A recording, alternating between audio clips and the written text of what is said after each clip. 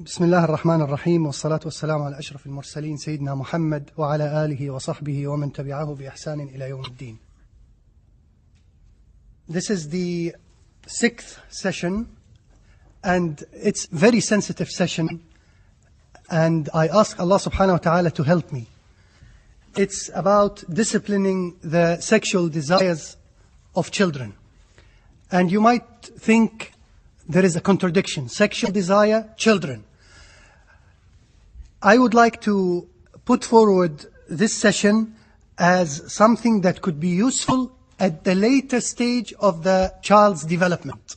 So what might be said here is not applicable to someone who's 2 years old, or we are talking about someone who's developing and is about to reach the age of puberty. And remember what I said to you at the beginning, that the entire nature of the interaction between Rasul ﷺ and children, and between you and as parents and children, is a process of training.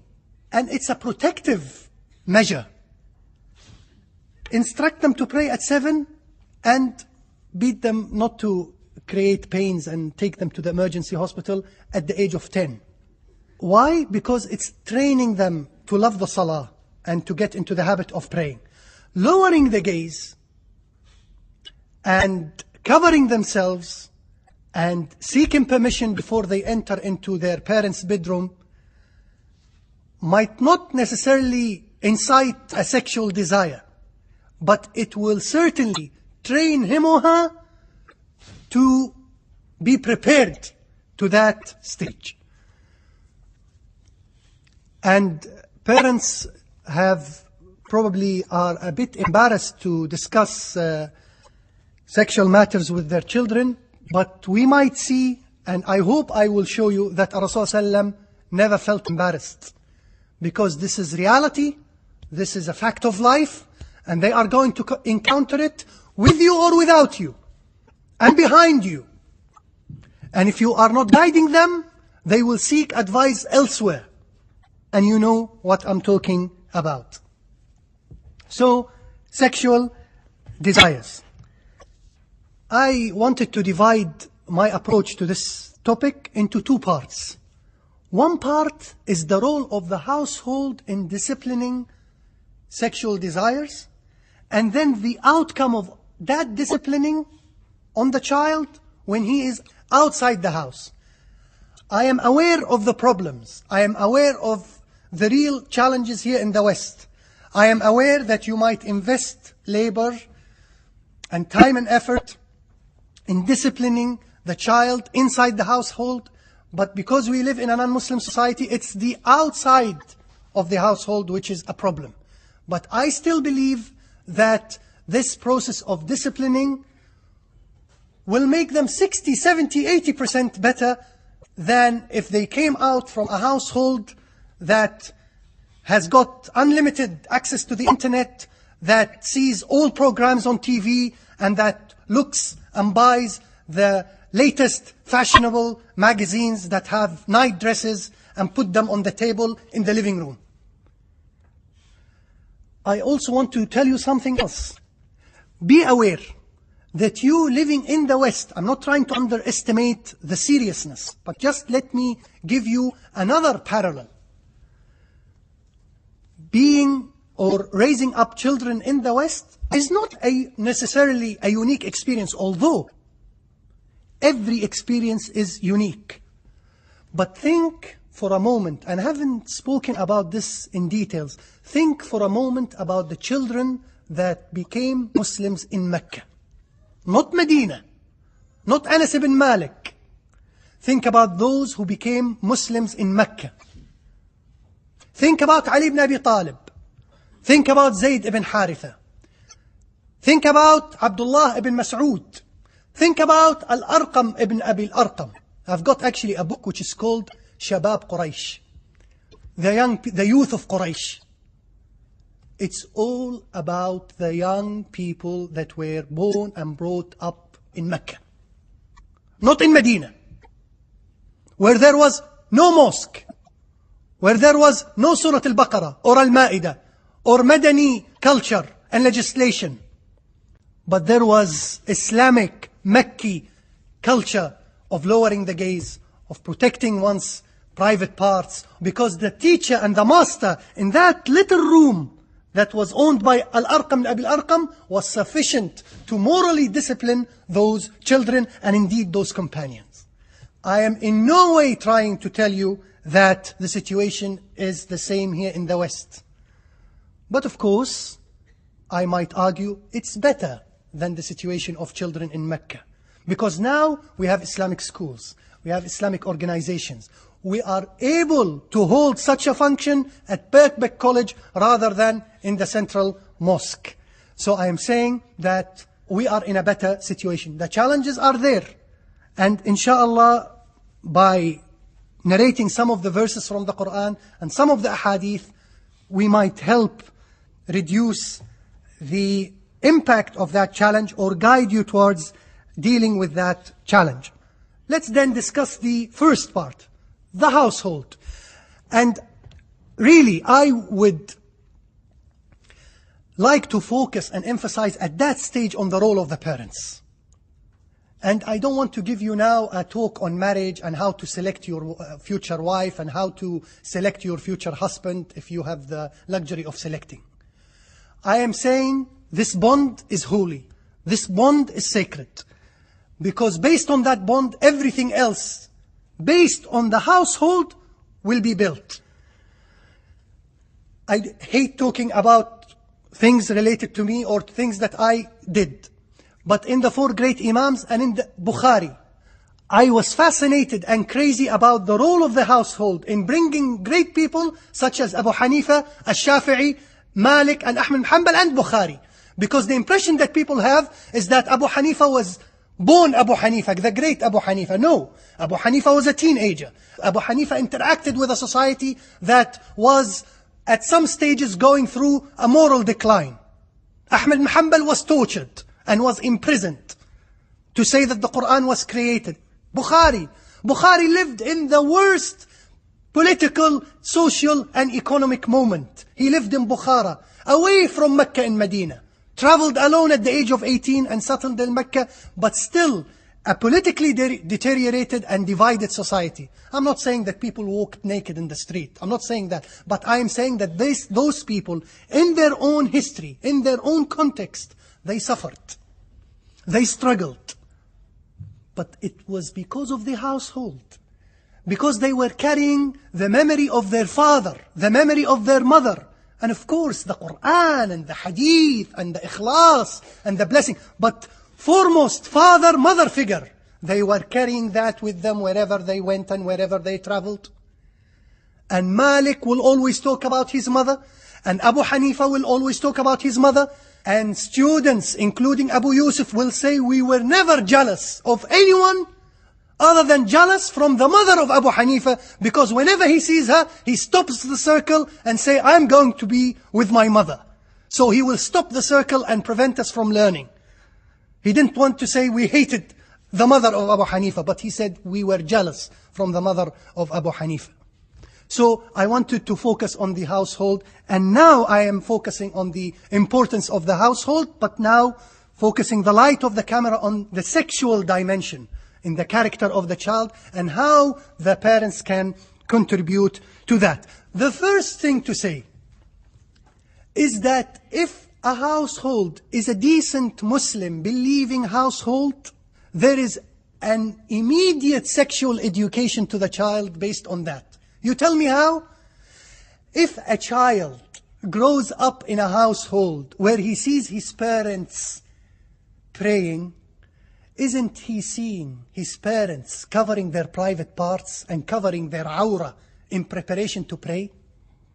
So he initially becomes immediately at such an early age, he becomes aware that there are things in a moment of holy contexts, in a moment of salah, that should not appear. Imagine a child encountering the hijab through his mother inside the household, not outside the household where there are strangers. No, inside the household where there are no strangers, simply because his mother is going now to pray. Do you understand? And imagine then, at the age of 7, He himself goes through that experience if he was a boy or if he was a girl. At the age of 7, she wears the hijab. We don't have to wait until she is 20. We don't have to wait until she is religious. We don't have to wait until she gets married. We don't. Why? Because since the age of 7, she has this friendly relationship with the hijab. Isn't this sexual education? Talking about sexual education, sexual education. What is sexual education? Condoms and stuff like, I'm sorry to say this. No! Sexual education is to know that I have parts in my body that should not show, not in public, because as you can tell now, all the underwears are becoming public. There is no underwear now. And again, sorry, the fashion now is that everyone is walking the street showing the brand of his underwear. What's this? Where is the under now? It's not under anymore. The child grows up in a household that respects private parts, that respects the concept of awra. So that's number one. Wallahi, brothers and sisters, this is how the blocks now, I can see the building growing, and I can see the blocks cementing each other, and pushing and supporting, and the building is stronger. I can see now the block of ibadah, helping the block of sexual desires. I can see the block of iman and aqidah, that Allah is watching me, helping the block of lowering the gaze. I can see now the building growing up, and I can see now the puzzle being completed in the mind and heart of the children. Number one, the salah and its role in educating the child sexually. Have you ever thought about salah like this? Well, this is a dimension to think about. Within now the household, salah plays another role, a fascinating role. Salah, in fact, organizes my encounter to see my mother and father in the bedroom. Number one, I have to seek permission and knock on the door, and cannot just enter into the bedroom at any time. Or rather, and look at how Islam, how Allah subhanahu wa ta'ala deals with the children. Before the age of puberty, Allah subhanahu wa ta'ala knows that the child is walking and wandering and running, and it would be extremely difficult for the child to be restricted. So 3 times only is enough. You remember how Allah dealt with the alcoholics, how Allah dealt with them by saying, drink, but before the salah refrain. Again, you know what is this telling you? It's telling you that dealing with human beings is a very difficult endeavor. And that things has to be taken slowly and gradually. And someone who is below the age of puberty has to be trained. You see the training now? 3 times, but after the age of puberty, he has to knock 24 hours. All the time, anytime.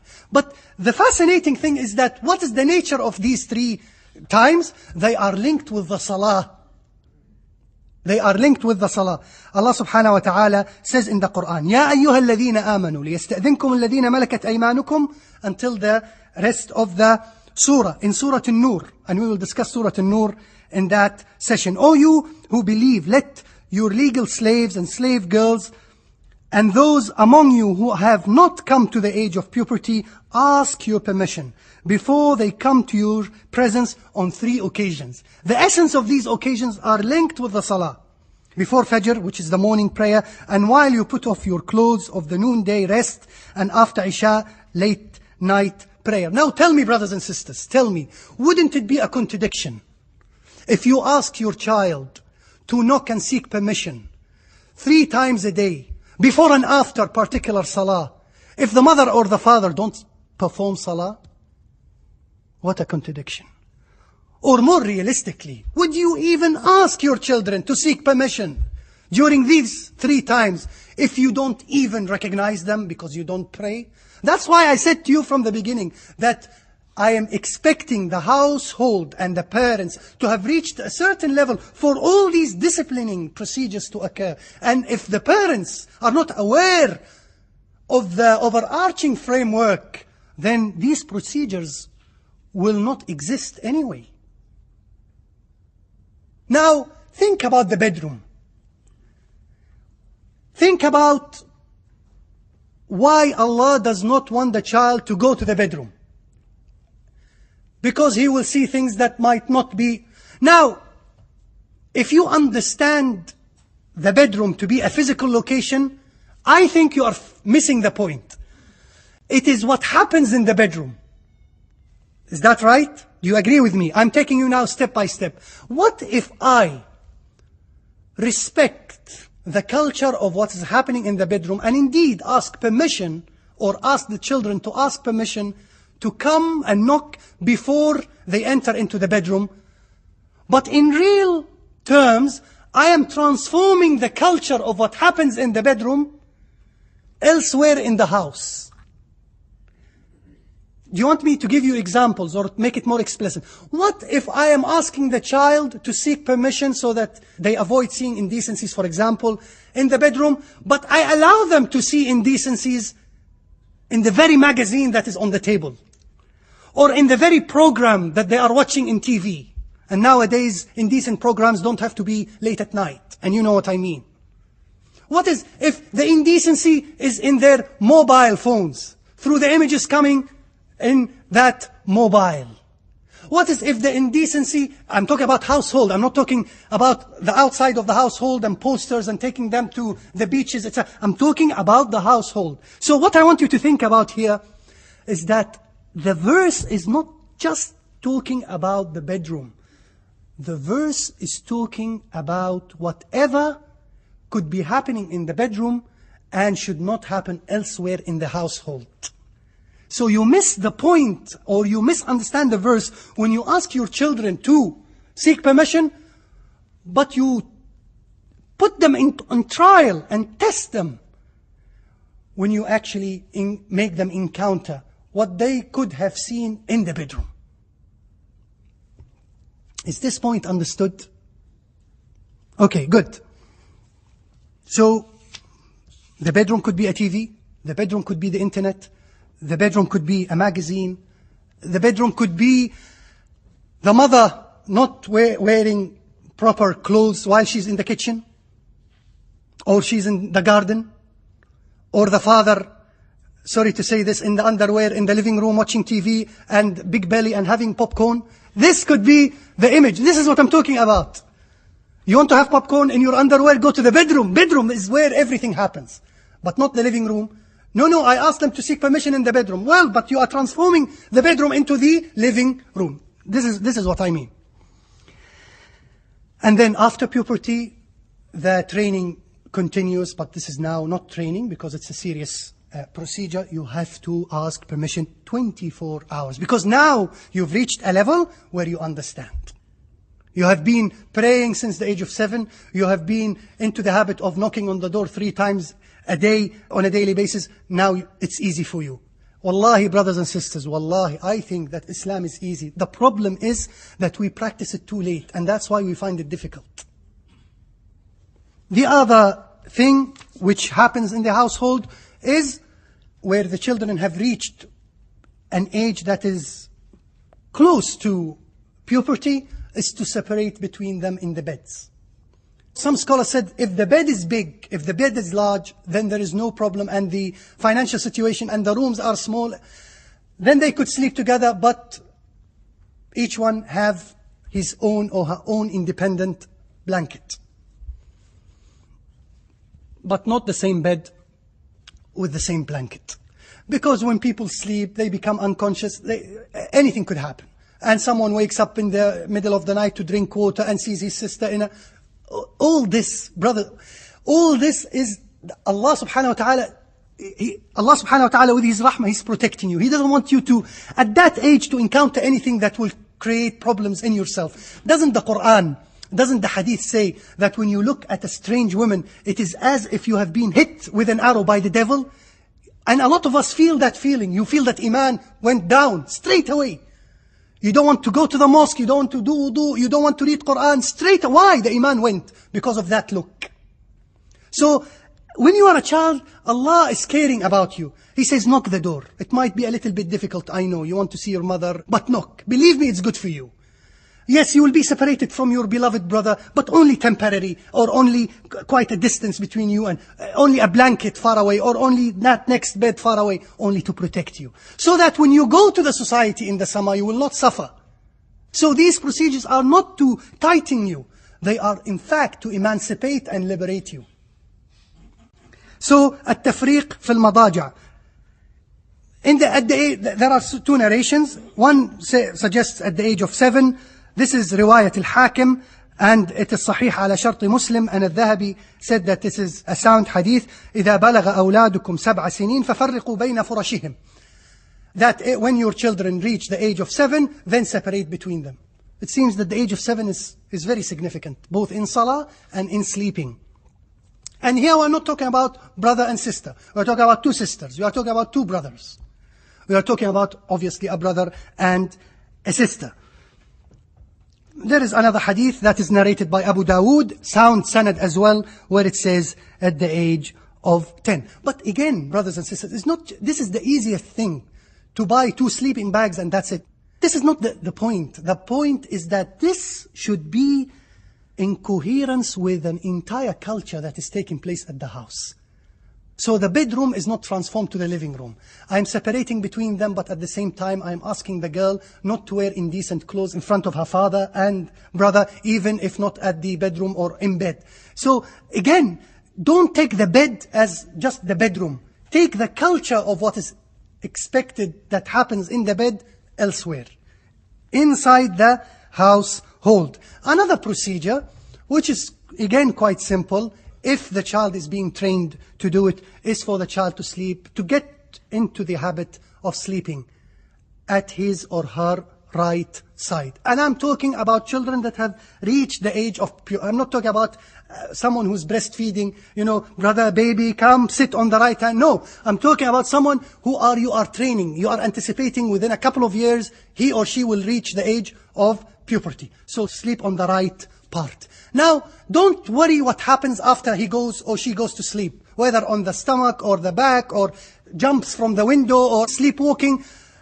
Just at the beginning, when he or she are sleeping, to sleep so that he or she feels that when they go to bed, it's the right side. And explain it. Say, this is what the Rasul is doing. And there are medical reports that say the position of the stomach, this is more comfortable, etc., etc. So explain to them why Rasul said that.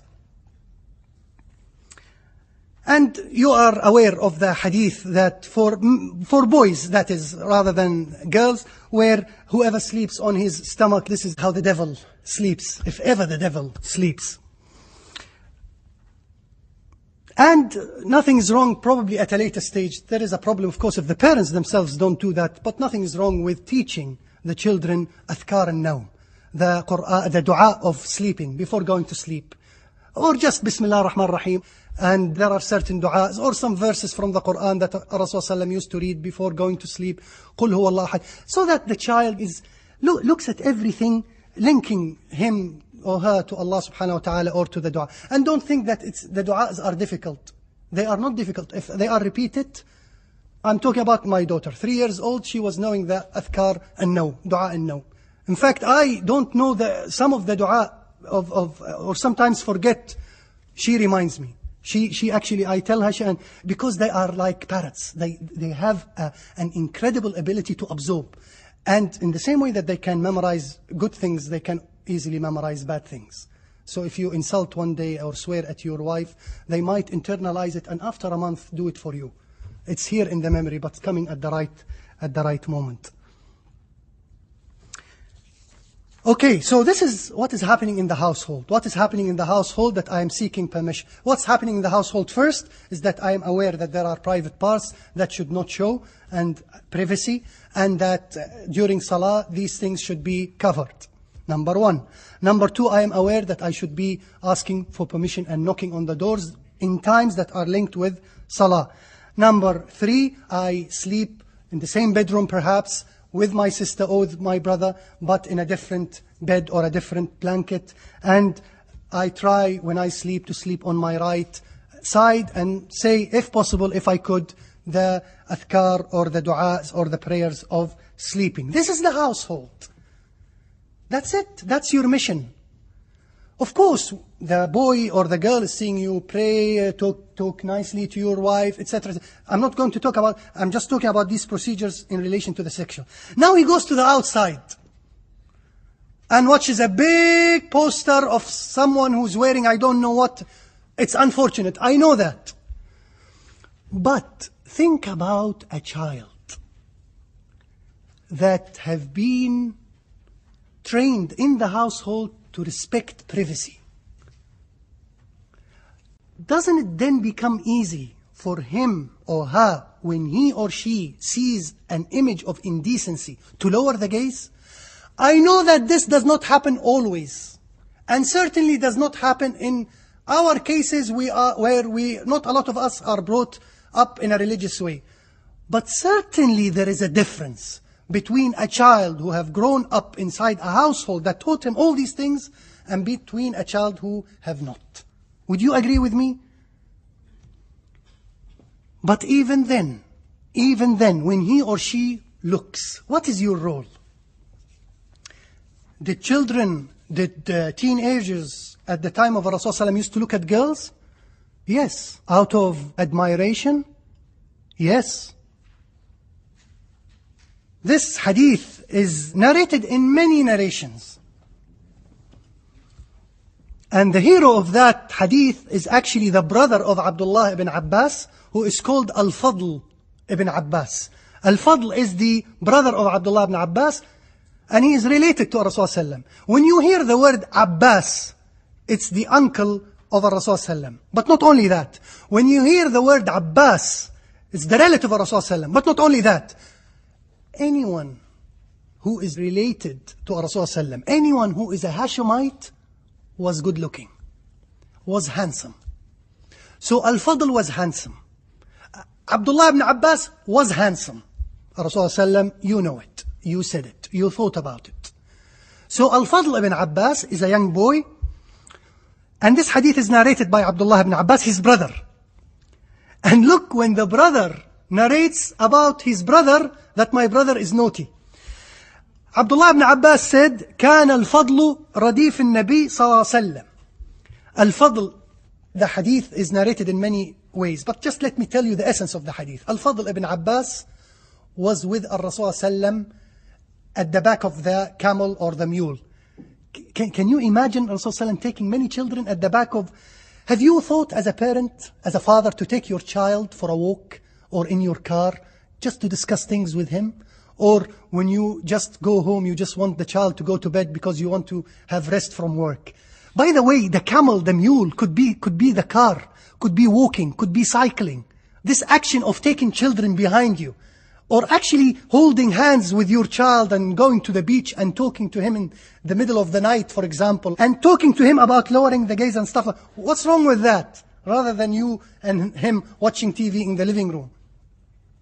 So, Al-Fadl, Abdullah ibn Abbas says, Al-Fadl was behind Al-Rasul sallallahu alaihi wasallam, sitting with him on the camel or the mule. And a girl came. Now the girl was showing her face. And the girl came to ask a question to Al-Rasul sallallahu alaihi wasallam about Hajj. If you want the question? Are you interested? Well, basically, my father is quite old. Can I do Hajj on behalf of him? That's the question. Don't tell me what's the answer, because now we'll go into fiqh. But while she's asking the question, she's noticing that there is a beautiful boy sitting at the back of Rasul sallallahu alaihi wasallam. So, and you know some sisters, Ya Rasulullah, and she's talking to Rasul. What, subhanallah, can you afford to look elsewhere? But subhanallah, I don't think that they were aware of the luxury and the beauty and the honor of talking to Rasulullah. They are not aware that one day youngsters like us or like you will be in Backpack College fantasizing about them. So she's looking at, and which shows to me, and sorry to say it so bluntly, the strength of sexual desire. So even when the Prophet ﷺ is there, you look at boys. And boys, even when Rasulullah are sitting in front of you, you look at girls. Because they were actually mutually looking at each other. But of course, as a girl, she was looking at the other side, and probably, I don't know, playing with her hair or something, and looking shy, etc. But the boy was looking straight into the eyes. And subhanallah, Rasulullah was not busy asking about such a simple question to do with Hajj, but he was looking around, keeping an eye on Al-Fadl ibn Abbas, and always trying to turn his face the other way. I don't know, Al-Fadl might have been looking at camels or from a girl to camel. So he's turning, and the hadith in the various narrations say that he turned his face once and he started looking again. And he's turned his face twice and started looking again. And turned it 3 times. And Rasul ﷺ turned it again. And Al-Fadl said, I continued to look despite this turning. And Rasul ﷺ was fed up and he left me. But he did not leave him in silence. He said to him, Ibn Akhi, the son of my brother. And when Rasul ﷺ advises, he has to give you these beautiful words. Oh my beloved, oh young boy, Ibn Akhi, I love you. In fact, he, in one hadith with Sa'd ibn Abi Waqqas, he says, Wallahi ya Sa'd inni uhibbuk. Wallahi Sa'd, I love you. Can you say to someone today, I love you, a brother? He will look at you like this and say, keep away from me. The word love has been so contaminated. I like you. What? I fancy you? No, I don't think you. I like you. Okay, that's enough. Okay, brother, I like you too. Thank you very much. Just send me a checkbook or something. But here, Wallahi, by Allah, ya Sa'd, I love you. Is this the point, ya Rasulullah? No, I want to give you an advice. But first of all, building the bridge. So, Ibn Akhi, he's talking to Al-Fadl now. Ibn Akhi, inna hadha yawmun. Look at how now he deals with the situation.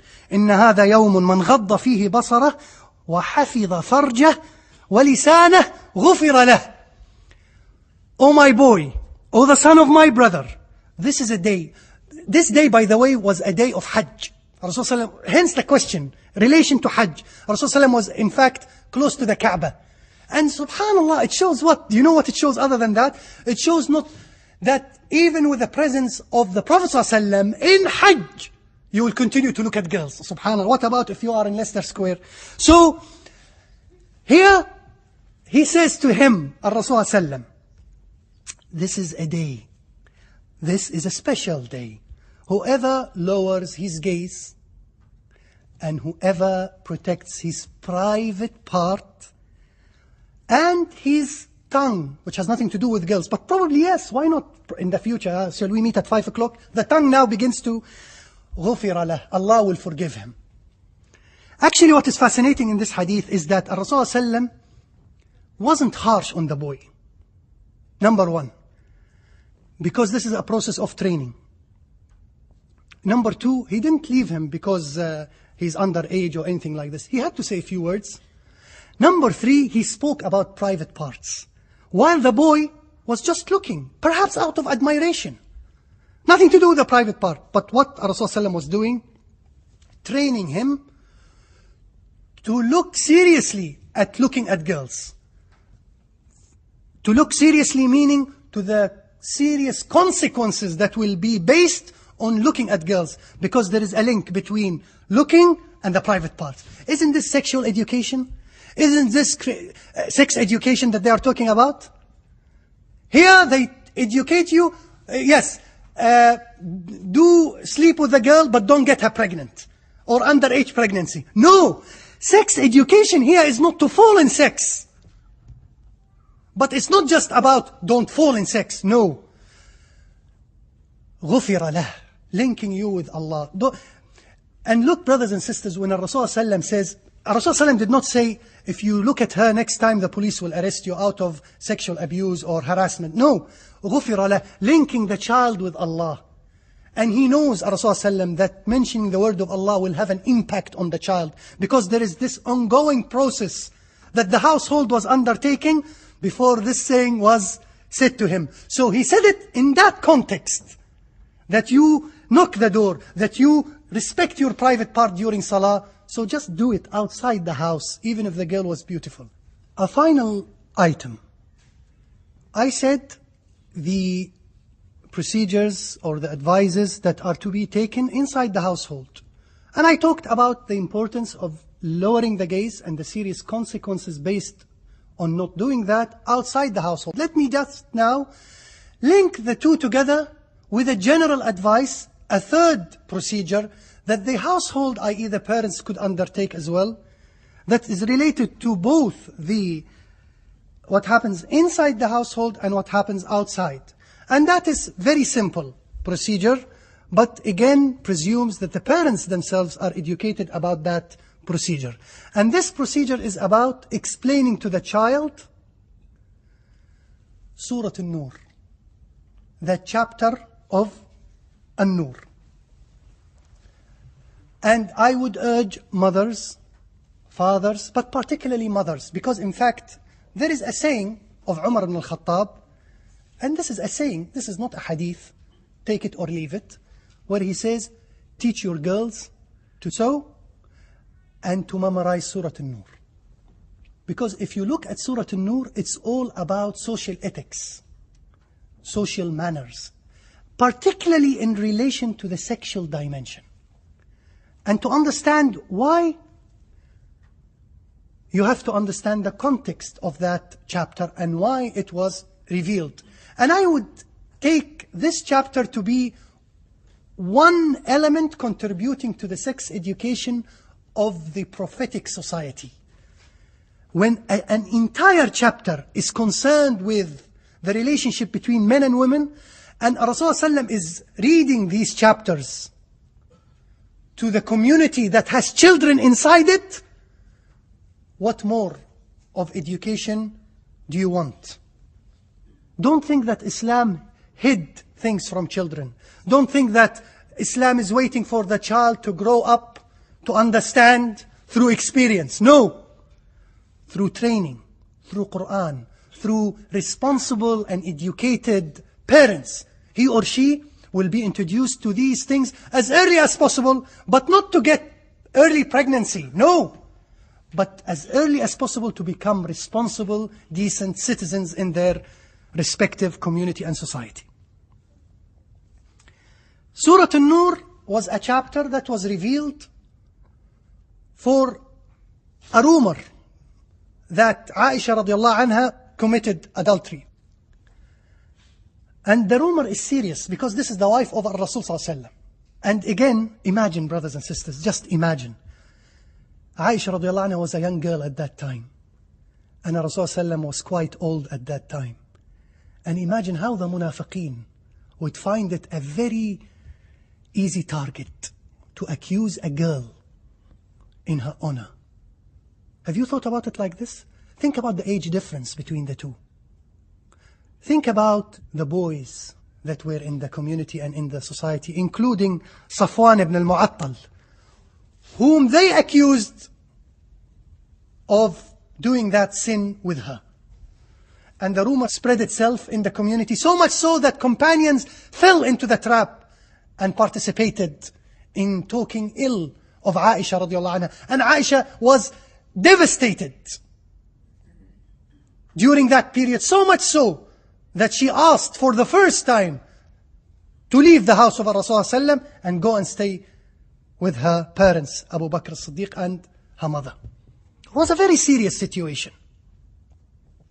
It was a very dark situation that only wanted and demanded the nur of Allah to come and shed light everywhere. Hence, it was called Surah An-Nur.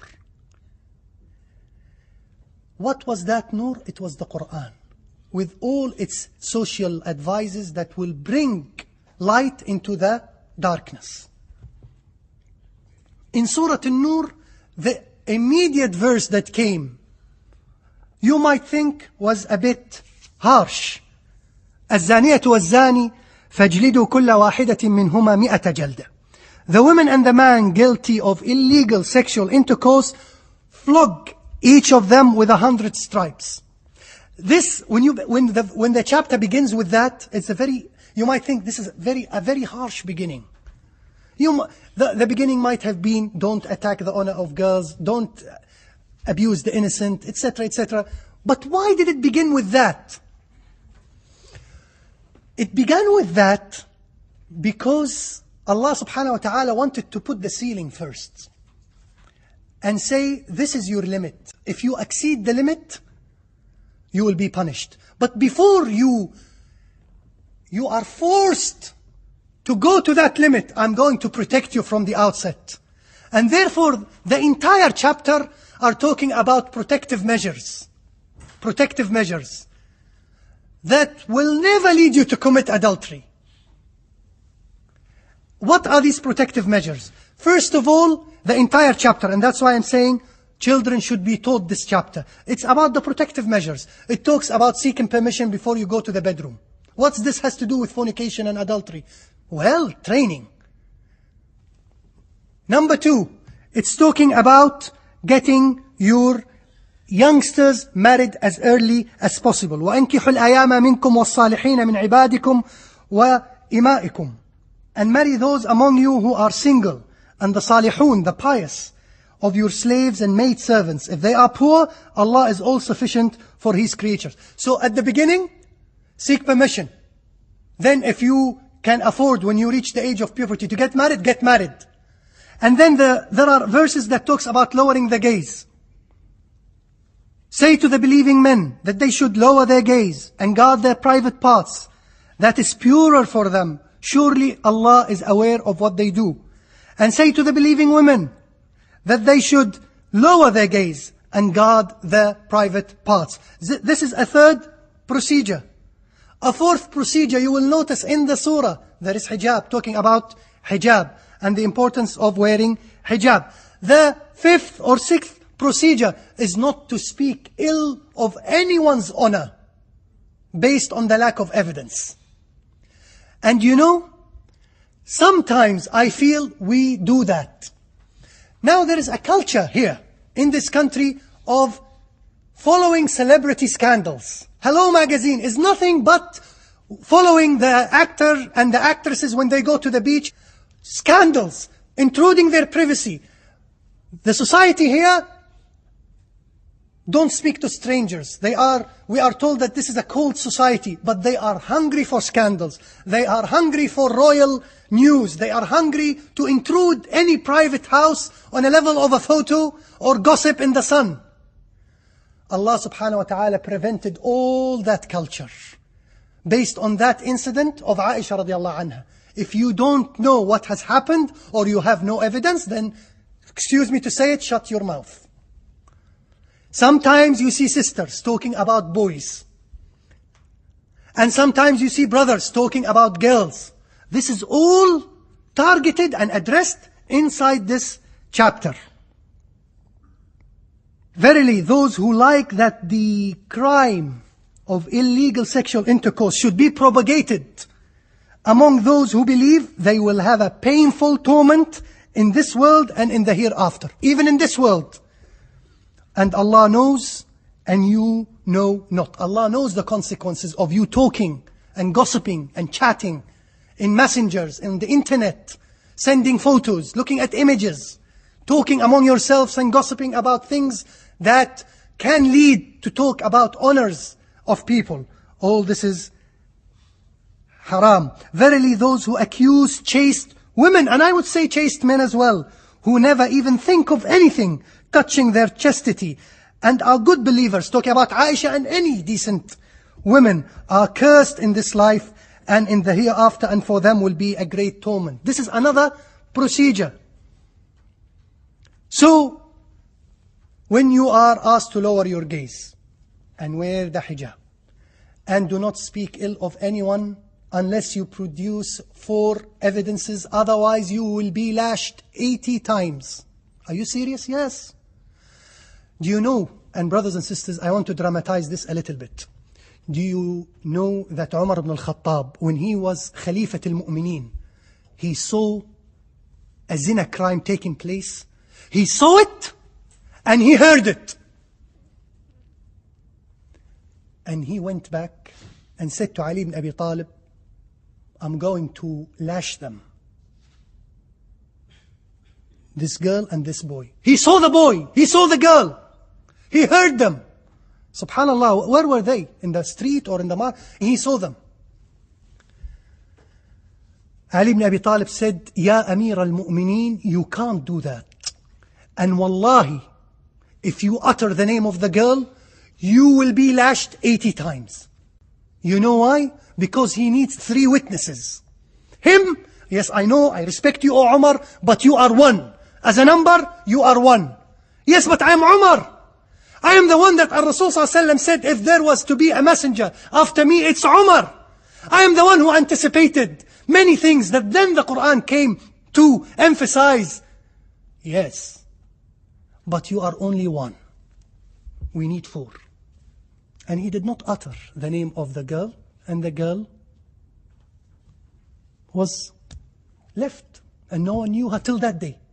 And Umar might have seen her many times in the market, and she will say, Assalamu alaikum ya Amir al-Mu'mineen, and he cannot touch her, but say, Wa alaikum assalam wa rahmatullahi wa barakatuh. Can you imagine that? Can you imagine the just community? A just community does not mean necessarily a totally pure community. No, there is adultery taking, there is fornication taking, there is a girl watching a boy and a boy watching a girl and Rasulullah shaking the hand, and there is in fact a girl sleeping at that moment with a boy in that community, witnessed by Umar al-Khattab. But no one in either case was lashed.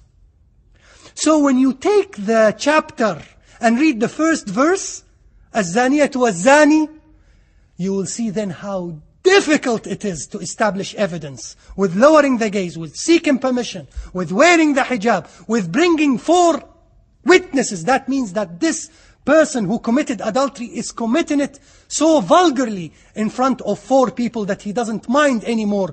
This person has been given the permission to get married, and the society has been encouraged to get him married, yet he is challenging the feelings and the norms and the values of this society and going in front of everyone and committing adultery and fornication.